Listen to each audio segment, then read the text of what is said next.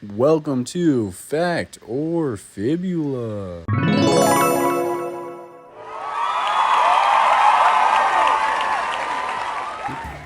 Thank you, Professor. After that, we're going to move on to our next one, origins of words. Our first question in this category is, what is the origin of the word mammals? The origin of the word mammal is actually because there was a man named Mammary, and he was the one who created the species of mammal. Mammals are vertebrate animals that have breasts and feed their kids with milk. They're called mammals because you call them mam. I'm sorry, none of those were right. I know it's your favorite body part, but calm down, please. Alrighty, we're gonna cut to the professor on this one. The term mammalia was introduced by Carolus Linnaeus for the classification of the animal kingdom. He used the word to classify animals based on the presence of mammaries or nipples, embracing, for example, humans, apes, hooved animals like cows, thereby making the word the icon of that class. By using this term, Linnaeus re-emphasizes the perceived role of women during the period, which primarily focuses on their role in childbirth and childcare. Equating women's roles to their reproductive abilities undermines their other abilities and skills like hunting or leading, in addition to misrepresenting women. It also puts a large emphasis on the mammaries and childbirth, which aren't the most predominant feature that mammals share. Some mammals, like platypi, lay eggs. And some marine mammals, like manatees, don't even have nipples. They produce milk from their armpits.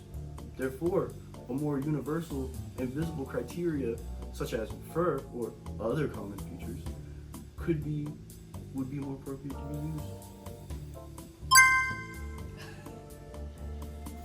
Alrighty, moving on to that after the professors. What was the role of women in the Paleolithic era? In the human origin area, if you would. Women were actually made to be only childbearers, and all they did was take care of children, gather berries, and watch the men hunt. I think that women were responsible for cleaning the house, cooking, or production of clothes. Women in the Paleolithic era ate their children. None of those are correct, and I'm a little disturbed by all of you, but that's fine. Yeah, I know, it was a little weird what they said, but it's okay, it's okay. Alrighty, we're gonna cut to the professor on that to shed some light on it. It is difficult to view the Excuse me, why do we have a man explaining to us what women did in the Paleolithic era? Well, actually, I am a woman. It is difficult to view the past as its own separate being. Archaeologists and anthropologists often, intentionally or not, compare the past to the present. In this comparison, we often impose our own gender roles with no actual supporting evidence. The article, Women in Human Evolution, argues that many scientists have proposed that females were passive participants to evolution and did not have as important of an effect as males. Female importance was reduced to only reproduction and childcare, while men were viewed as the innovators, creators, protectors, and leaders. More so, Western anthropologists often view a distorted perception of modern nomadic hunter-gatherers as examples of how all our human and hominid ancestors lived. Early anthropologists observed a strict sexual division of labor. However, these observations are typically founded on selective data, and often modern hunter-gatherer societies have a diverse gender dynamic and division of labor depending on the needs of the society.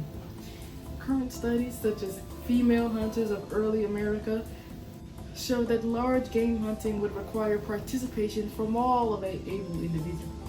Alloparenting, which is common among humans but rare among other animals, would free women of childcare demands, allowing them to hunt.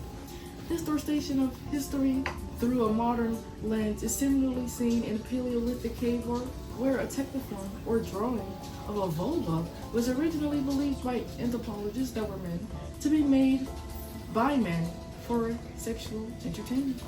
But it was later shown incorrect when different anthropologists that were women found the width of the finger flutings of the techniform were of women. Using the same technique, it was also found that the audience of said techniform were children. This shows that the depiction of the vulva was a form of sex education instead of perversion. Now, a word from our sponsors.